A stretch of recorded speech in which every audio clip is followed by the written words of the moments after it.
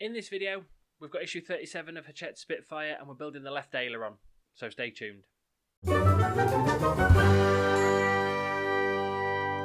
Yes guys, welcome back to the Yorkshire Modeller.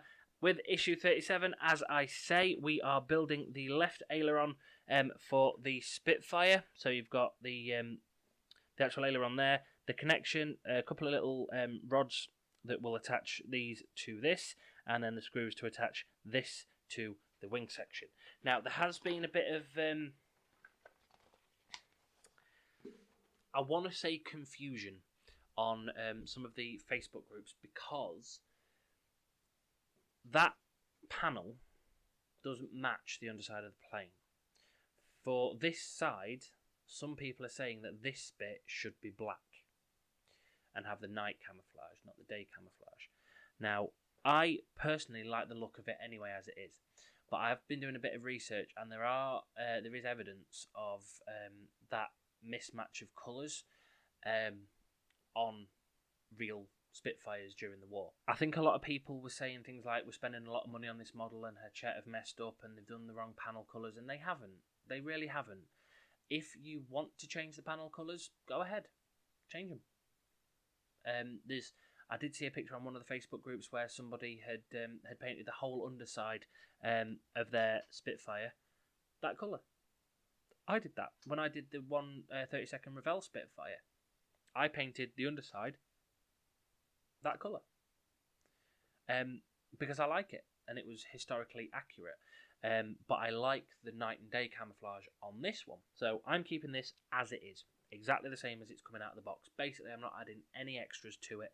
I'm just going to build it as it comes. So, getting on with the instructions now.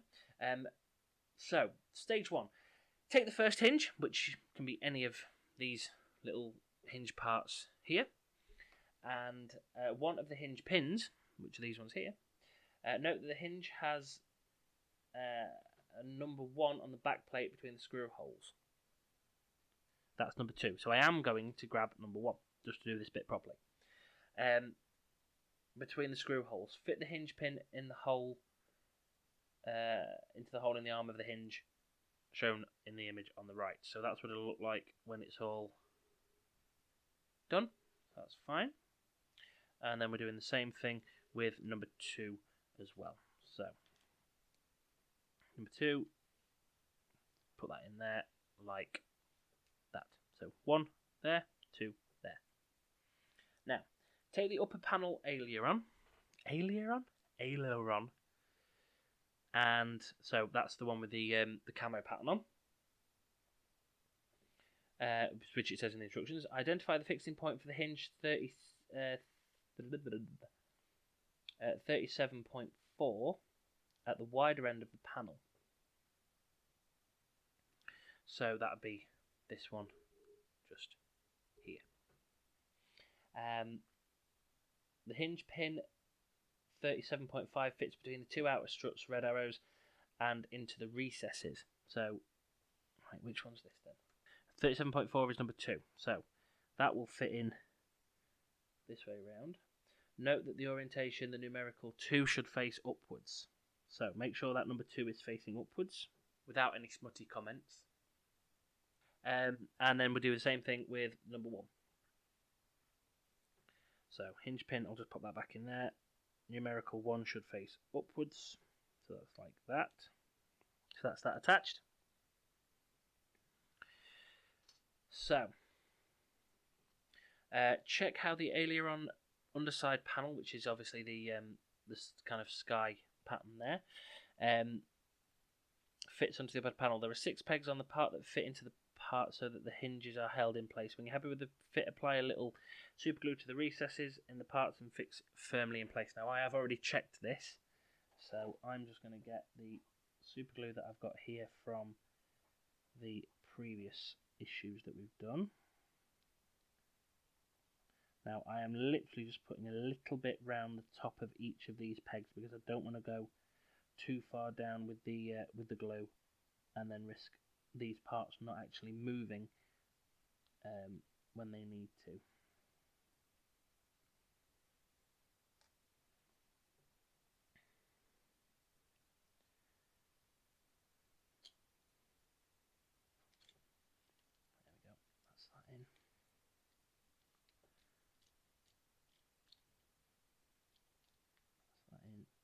There we go. So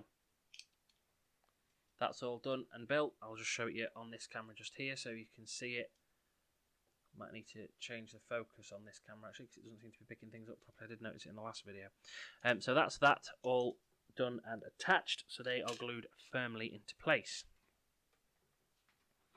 And next, take the assembly on the stand from issue 36. Identify the fixing points for the hinges on the left wing frame and the hinge plates on parts 37.4 and 37.3 fit into the recessed in parts 23.1 with the numericals facing downwards. So let me just bring that in for you.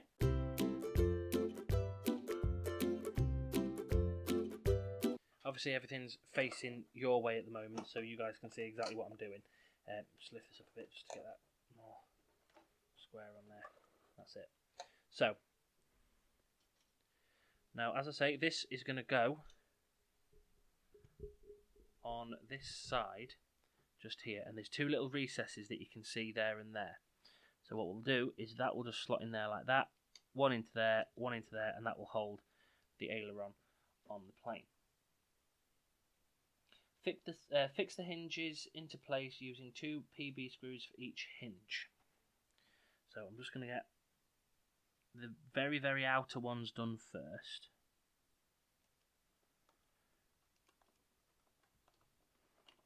And then that will hold it on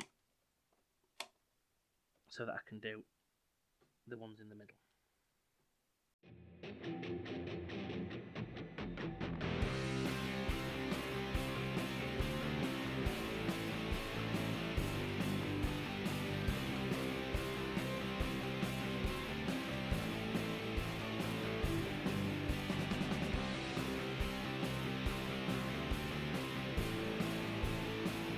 That's the aileron attached. As you can see, it moves up and down nicely. Step 8 shows the aileron in place. At this stage it moves freely but will be connected in a later issue so that it will have controlled movement. So obviously that is not going to be like that for long. There is a tiny little hole, a square hole on this side, which I'm thinking will be connected into that little trough just there and run into the electrics down here. So the first aileron has been assembled and fitted to the left wing. So you can see that there. Now what I'll do, I'll just quickly swing this around and show you what I mean by that colour difference. So you can see there, black wing, daytime camo on that. Now I actually quite like it that way round. I think it looks different and unique. Everyone's got a preference. So, in the next issue, we are doing the upper and lower panels for the right aileron together with hinges and screws. So basically an exact, show that there, an exact repeat of what we've just done. So that one will be up very soon. So, please remember to like, share and subscribe to The Yorkshire Modeller for more weekly model building geekiness. And I will see you in the next video for issue 37 of the Spitfire, which will be up, as I say, very, very soon. So until then, guys, please remember, happy modelling and stay safe.